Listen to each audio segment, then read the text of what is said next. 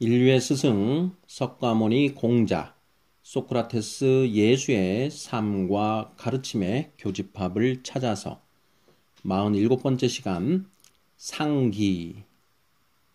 석가모니는 견성에 의하여, 공자는 경물치지의 방법에 의하여 진리를 찾아 들어갔습니다.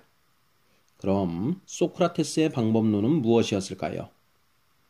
소크라테스는 지식은 상기에 불과하다고 말합니다.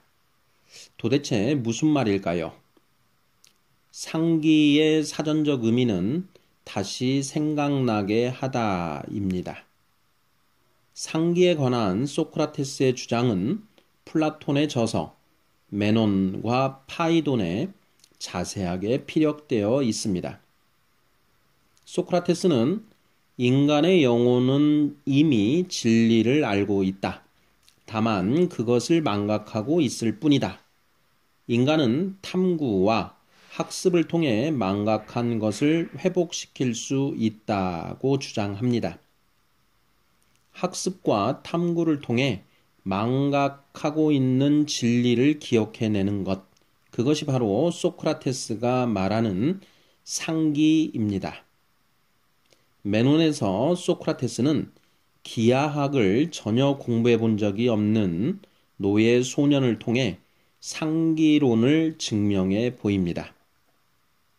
소크라테스는 이성을 이용하여 자신이 망각하고 있는 지식들을 상기시키고 다른 사람들에게 적절한 방법으로 질문함으로써 그들 스스로 진리를 찾아내게 도와줍니다. 이를 소크라테스의 삼파술 또는 대화법이라고 합니다. 어떻게 이런 일이 가능한 것일까요? 소크라테스의 논증들을 살펴보면 실제 인간의 영혼은 이미 많은 것을 알고 있음을 알 수 있습니다. 소크라테스는 어떻게 이런 일이 있을 수 있는가 하는 점을 파고 들어갔고 그 결과 영혼 선제론을 주장하게 됩니다. 영혼 선제론이란 인간의 육신이 생겨나기 전에 이미 영혼이 선제하고 있다는 주장입니다. 실제로 파이돈과 메논을 보면 영혼 선제론과 상기론이 마치 동전의 양면처럼 맞물려 돌아가는 것을 볼 수 있습니다. 인간의 몸은 영혼과 육신으로 이루어져 있습니다. 여기에서 다음과 같은 질문이 제기됩니다. 인간의 육신이 만들어질 때 영혼도 비로소 같이 만들어지는 것인가? 아니면 육신에 앞서 영혼이 이미 존재하는 것인가 하는 질문입니다. 나아가 인간의 육신이 죽으면 영혼도 함께 소멸되는 것인가? 아니면 비록 육신은 죽을지언정 영혼은 여전히 존속하는 것인가? 또한 의문이 아닐 수 없습니다. 소크라테스의 상기론에 의하면 영혼은 육신이 생성되기 전에 존재하고 있어야만 합니다. 육신과 영혼이 동시에 만들어지는 것이라면 잃어버린 기억을 되살린다는 상기론 자체가 성립할 수 없기 때문입니다. 이러한 이유로 소크라테스는 상기론이 진리라는 점을 증명하기 위해 심혈을 기울입니다. 메논과 파이돈에 전개되어 있는 소크라테스의 주장은 매우 탄탄하며 설득력이 강합니다. 소크라테스의 상기론은 연기법에 의하여 문제의 근원을 파헤친 석가모니의 방법론과 매우 유사해 보입니다. 육조 당경에서 해능대사는 보리바냐의 지혜는 세상 사람이 본래 스스로 가지고 있는 것이다. 다만 마음이 미혹하여 능히 스스로 깨닫지 못할 뿐이다 라고 말합니다. 스승들이 추구한 지혜는 사람의 지혜가 아닌 하늘의 지혜라고 했습니다. 소크라테스 역시 하늘의 지혜를 추구했습니다.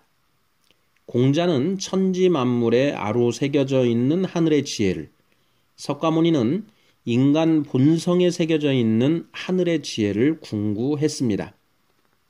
소크라테스의 방법론은 위 두 가지 방법론 중 어느 것에 해당하는 것일까요?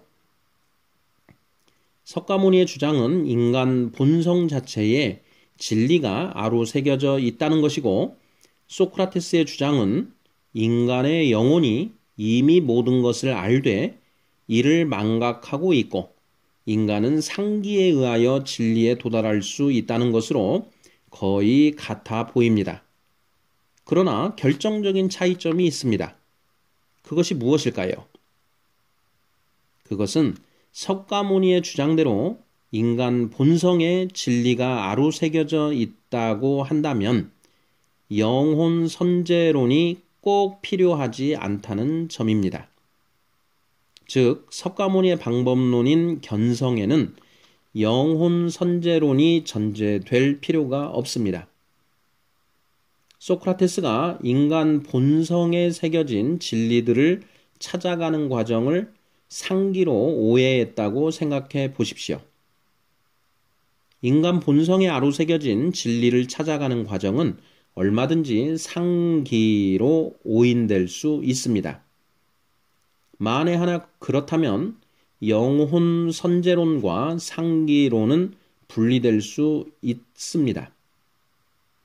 여러분은 인간 본성에 진리가 새겨져 있다는 석가모니의 주장과 영혼 선제와 상기를 주장하는 소크라테스의 주장 중 어느 것이 더 타당해 보이십니까?